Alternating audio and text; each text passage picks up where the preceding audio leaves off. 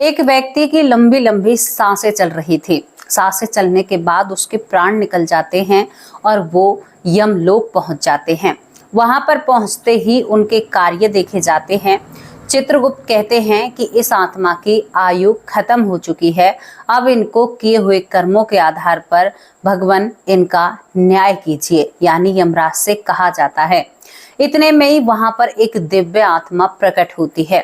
जो ये आत्मा खड़ी हुई थी जिस व्यक्ति की, ये उस आत्मा को प्रणाम करते हैं। कहते हैं कि गुरुवर आप आज भी हो। तो यहाँ पर गुरु उसे आशीर्वाद देते हुए कहता है कि तुम शांति रखो। और गुरुवर यमराज से अपने उस शिष्य के लिए लड़ाई करने लगते हैं। कहते हैं कि यमराज जी, आपको मेरी बातों को मानना होगा और इस व्यक्ति को दोबारा धरती पर भेजना होगा। क्यों भेजना होगा वो भी आपको पूरी कहानी विस्तार से मैं बताऊंगी। दोस्तों, आप इसे जब सुनोगे तो आप भी हैरान हो जाओगे और शायद कहीं ना कहीं आप गुरुदेव की महिमा को समझोगे।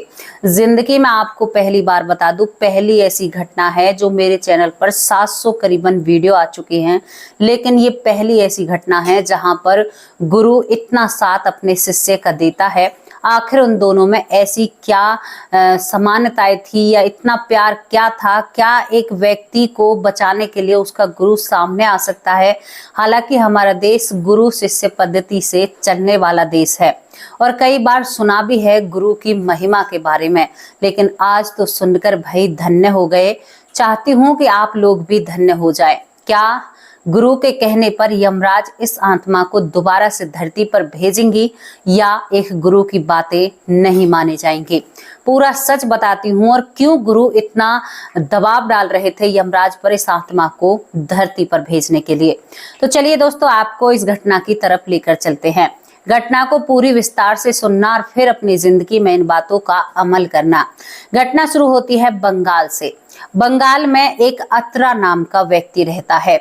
अत्रा 1992 की यहाँ पर ये घटना है दोस्तों। 1992 में इसकी मृत्यु हो जाती है। अत्रा उस वक्त करीबन ऐसा होता है कि 49 के करीबन पहुंच जाता है। दोस्तों, यहाँ पर अत्रा 49 साल का हो जाता है और ये 1992 की बात होती है। अब अत्रा की पीछे की जिंदगी पर चलते हैं। अत्रा एक दुकान चलाता है। अत्रा ने अपनी बेटी की शादी की थी। उस बेटी का पति इस दुनिया से चला जाता है। बेटी को एक लड़की है। अत्रा का एक बेटा होता है। बहुत हंसी खुशी परिवार था। शुरुआत में तो कोई जिंदगी में कमी ही नहीं थी। एक बेटा और एक बेटी पैदा किए थे अत्रा ने इस पर्पज से कि मैं अपनी जिंदगी अच्छे तरीके से और अपने बच्चों को अच्छी पढ़ाई और अच्छी शिक्षा और दीक्षा दूंगा। लेकिन जिंदगी में जो होना होता है वो किसी और ही को मंजूर होता है। भगवान जो कुछ करते हैं तुम्हारे लिए ही करते हैं। अत्रा की एक बेटी थी, वो विधवा हो जाती है। दूसरी तरफ अत्रा की माँ विधवा हुई घर पर बैठी थी। अत्रा के पिता इस दुनिया में नहीं थे। तीसरी आपको बात बताऊं दोस्तों, बेटा भी एक हादसे में इस दुनिया में चला जाता है। और सुनिए यहाँ पर एक और बात, बेटा एक बेटी छोड़कर गया था। बेटी जो दूसरे के घर ब्याही थी उसकी भी एक बेटी थी, खुद की एक पत्नी थी, बेटे की बहू थी और खुद की बेटी थी। दोस्तों, यहाँ पर सभी महिलाओं का पेट ये अकेला अत्रा ही भरा करता था। अब सोचकर देखिए उस परिवार से क्या बीतती होगी। यहाँ पर अत्रा एक मरे बराबर काम कर रहा था और वो कहीं ना कहीं बहुत ज्यादा चिंता में रहता है। हमेशा बेटी को देखकर सीने में दर्द होता है, बहू को देखकर दर्द होता है कि कोई बेटा अगर कोई पोता हो जाता। एक बेटी है, इसकी भरी जवानी में कैसे इसको अपने पास रखूं। कई बार कहता है बेटी की बहू से कि बेटी तू अपने घर चली जा, कोई घर रिश्ता ढूंढ, वरना मैं तुम्हारी शादी कराऊंगा। वो कहती है कि बाबूजी, मेरे तो सब कुछ आपके बेटे ही थे। मैं दूसरा पराया मर्द अपनी जिंदगी में बर्दाश्त नहीं कर सकती। बेटी की भी यही मानसिकता थी कि बाबूजी, मैं किसी के दूसरे के घर कैसे जा सकती हूँ। मेरी बेटी का जीवन बर्बाद हो जाएगा, मेरी बेटी का जीवन दांव पर लग जाएगा। अत्रा अपनी पत्नी से कहता है कि बहू और बेटी को समझाओ, इनकी उम्र नहीं है, कैसे कटेगा इतना बड़ा जीवन। दोस्तों, लेकिन ना तो बहू समझती है और ना बेटी समझती है। अत्रा ने कई रिश्ते घर पर बुलाए, बेटी के लिए भी और बहू के लिए भी। दोनों ननद भाभी रोने लगती हैं। कहती हैं कि बाबा, आप पर तो हम भारी पड़ गए। हमें नहीं जाना आपको छोड़कर, हम यहीं पर रहेंगे, आपको कैसे छोड़ सकते हैं। दादी अकेली है, आप अकेले हो और हम भी चले जाएं, हमारी बेटियों का जीवन खराब हो जाएगा। दोस्तों, इस परिवार की परिस्थिति को देखकर ऐसा लगता है कि जैसे भगवान ने पूरी दुनिया का कहर इनके ऊपर ही ढा दिया। कितनी दर्द की बात है, सोचकर देखिए। कभी कभी ऐसे परिवार मैंने अपनी आंखों से देखे हैं। ये तो चलो मुझे पता चला है। यहाँ पर जब इन परिवार को देखते हैं ना, तो एक दिल में टीस सी होती है कि भगवान क्यों। लेकिन अब यहाँ पर एक और बात है, ये परिवारों का संगम ही तब बनता है जब एक तरह की आत्माएं मिलाई जाती हैं। हम जब बुरे कर्म करते हैं तो कर्म के आधार पर हमें अपना परिवार मिलता है। परिवार में बेटा कितने दिन है, उसका वियोग का दुख है, बेटी के वियोग का दुख है। शायद अतरा से कोई ऐसा पाप हुआ हो जिसका उसे भुगतान भुगतना पड़ रहा था। हर रोज अपनी विधवा बेटी, विधवा माँ, विधवा बेटे की बहू को देखना पड़ रहा था। एक दुकान से इस पूरे घर का खर्चा चल रहा था। अतरा इतना डिप्रेशन में चला जाता है, इतना डिप्रेशन का शिकार हो जाता है कि वो खाना ना के बराबर खाता है। जब खाना नहीं खाता है और 2 या 2.5 साल निकल जाते हैं तो दोस्तों, जो अतरा की आंतें होती हैं ना, वो सूख जाती हैं। मतलब अतरा की आंतें जो होती हैं बिना खाने के सूख जाती हैं। दूसरी ओर शरीर में लीवर पर भारी प्रभाव पड़ता है। आप खाना नहीं खाइए, आपकी तबीयत बिगड़ने लगेगी। यहाँ पर फेफड़ों में भी परेशानियां हो जाती हैं, सूखने लगते हैं। सोच कर देखिए। हॉस्पिटल में अतरा को ले जाया जाता है। हॉस्पिटल में 4 महीने का वक्त, भारी लंबा टाइम गुजारने के बाद घर दुकान बिकने की कगार पर आ जाते हैं। तो यहाँ पर डॉक्टर ने कह दिया था कि आप लोगों को मुझे देखकर, क्योंकि उनकी स्टोरी जब डॉक्टर ने सुनी ना, तो डॉक्टर को भी तरस आ जाता है। अतरा से पैसे नहीं लिए जाते हैं और डॉक्टर ने साफ कह दिया था कि इनको घर लेकर जाइए, ये नहीं बच सकते, हम आपसे पैसे भी नहीं ले सकते क्योंकि आप खुद ही इतनी बड़ी परेशानी में हैं। जवान महिलाओं को विधवा देखते हुए यहाँ पर ये डॉक्टर बहुत अच्छा होता है और अतरा को घर भेज दिया जाता है, इस उम्मीद में कि कब उसकी मृत्यु उसके दरवाजे पर आए और कब वो इस दुनिया से जाए। अच्छा, आपको जिंदगी का एक और चैप्टर बता दूं। जो यहाँ पर अतरा होता है, उनके एक बहुत अच्छे गुरु थे जिन्हें वो बहुत माना करते थे। कभी भी अतरा ने अपने गुरुदेव का नाम नहीं लिया था, हमेशा जय गुरुदेव, जय गुरुदेव, जय गुरुदेव इसी नाम कर, जो गुरु ने मंत्र दिया था उसी नाम से वो उस मंत्र का जाप करते हैं, जो भगवान भगवत आश्रय के लिए नाम दिया था। अब अतरा को पता था कि मुझे जिंदगी में जाना है। बहू रो रो कर बुरा हाल है, जो बेटी की बहू है। माँ कहती है कि अभी तो मैं ही नहीं गई, तू चला जाएगा तो लोग क्या कहेंगे। हाय, मैं कितनी अभागन हूँ, मैं किस किस को अपनी आंखों के सामने मरता हुआ देखूंगी। मैं कुलच्छनी हूँ। माथे में हाथ मारती है। पत्नी कहती है तुम चले गए तो मैं बेटी और बहू को कैसे संभालूंगी, मैं कहाँ से कमा कर लाऊंगी। बेटी कहती है कि बाबूजी, माँ का क्या होगा, मेरा क्या होगा, हमारा क्या होगा। घर का एक लौता मर्द, वो भी बीमार, और उसकी भी ये बोलती है कि अब इस दुनिया में नहीं रहेगा। अतरा अपने गुरु के दिए हुए नाम जप को करता रहता है। कहते हैं, अतरा बताते थे कि जब उनके गुरु इस दुनिया से जा रहे थे तो सबसे ज्यादा सेवा अतरा ने अपने गुरु की करी थी। उनके खेतों पर ही वो एक झोपड़ी में रहा करते थे, उनके जो गुरु बने थे। दोस्तों, कहते हैं कि जीव आत्मा आपको धरती पर नहीं पहचाने की, आपको इस दुनिया से जाने के बाद पहचाने की। दोस्तों, इसके बाद एक दिन रात होती है, काली घनी रात होती है। कहते हैं कि जब कुछ घर में अनहोनी होती है ना, तो वो रात भी बहुत भयानक लगती है। अतरा का जी घबराने लगता है। कई दिनों से खाना नहीं खाया था, कई दिनों से मौन पड़ा हुआ था। तभी एकदम से बोलता है और कहता है कि आ गए आप लोग, आप लोगों का ही इंतजार था। अतरा ऐसा कहता है, 3 शब्द बोलता है और रात के वक्त अतरा के प्राण निकल जाते हैं। अतरा के जब प्राण निकलते हैं तो बिल्कुल शरीर ठंडा पड़ जाता है। बेटी बहू सब रात को ही रोने लगते हैं। पड़ोसी भी छाती पीटते हैं कि भाई इन महिलाओं का क्या होगा, इनका तो सब कुछ सहारा छिन गया। कुछ समाज की महिलाएं ये भी कहती हैं कि ये औरतें ही मनहूस हैं, ये औरतें ही अच्छी नहीं हैं।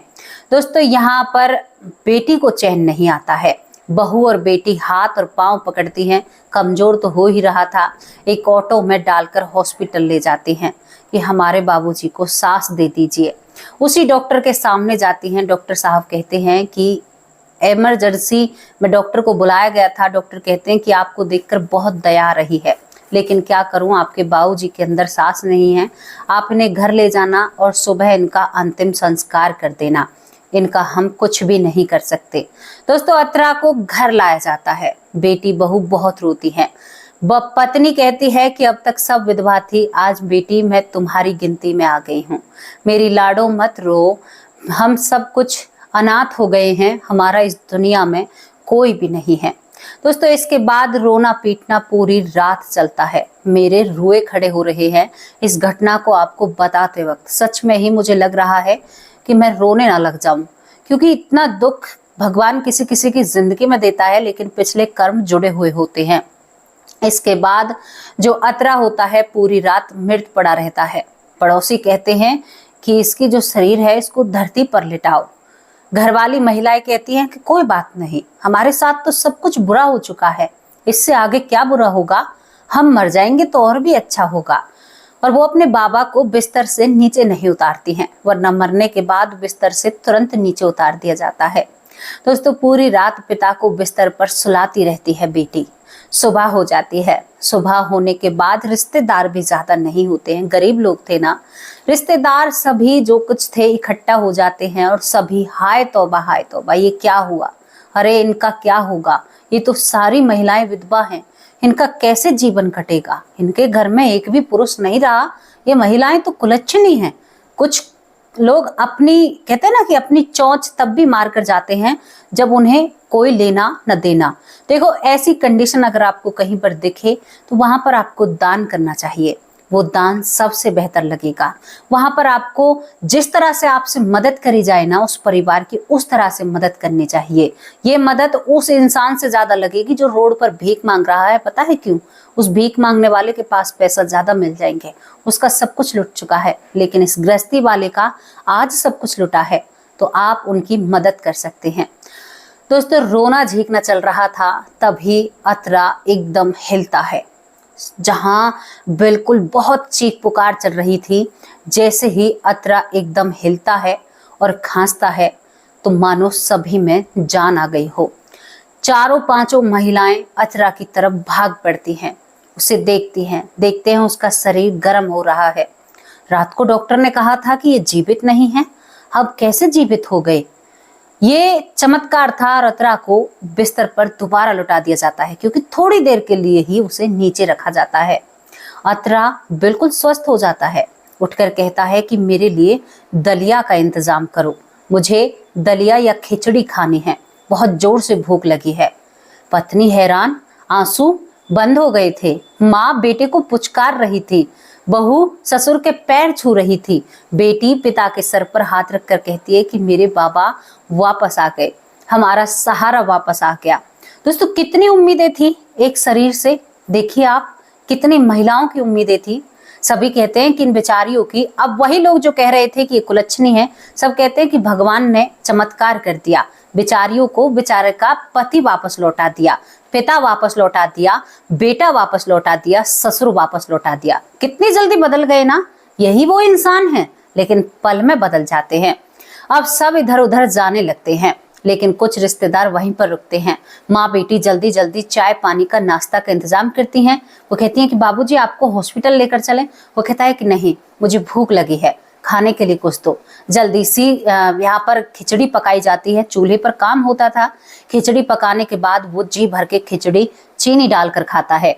कुछ लोग ऐसे होते हैं जो खिचड़ी में चीनी डालकर खाते हैं। चीनी डालकर खाने के बाद वो कहता है पानी पीकर कि आज बहुत दिन में भोजन पाया है, जय गुरुदेव। वो कहते हैं कि बाबूजी आपको तो डॉक्टर ने मृत घोषित कर दिया था। कुछ गांव के लोग भी बैठे रहते हैं, कुछ रिश्तेदार भी होते हैं। वो कहते हैं कि हाँ, मैं मरा था, लेकिन गुरु की कृपा है। बेटा, तुम्हें याद है हमारे गुरु खेतों पर रहा करते थे, आज उन्हीं की वजह से मैं यहाँ पर हूँ।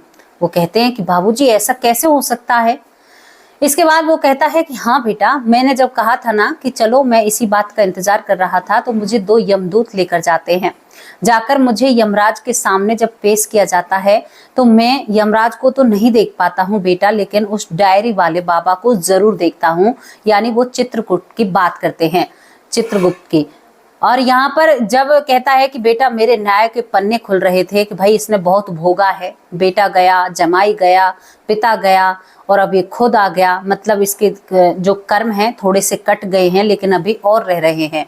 इतने में ही बेटा हमारे गुरु वहां पर प्रकट होते हैं। गुरुदेव जब वहां पर प्रकट होते हैं तो वो कहते हैं कि रुक जाओ, इसके पन्ने अभी और बाकी हैं, इसको आपको दोबारा धरती पर भेजना होगा। यमराज कहते हैं कि गुरुवर आज तक ऐसा नहीं हुआ, मैं इस जीवात्मा को धरती पर वापस नहीं भेज सकता, ये मेरे नियमों के विरुद्ध होगा।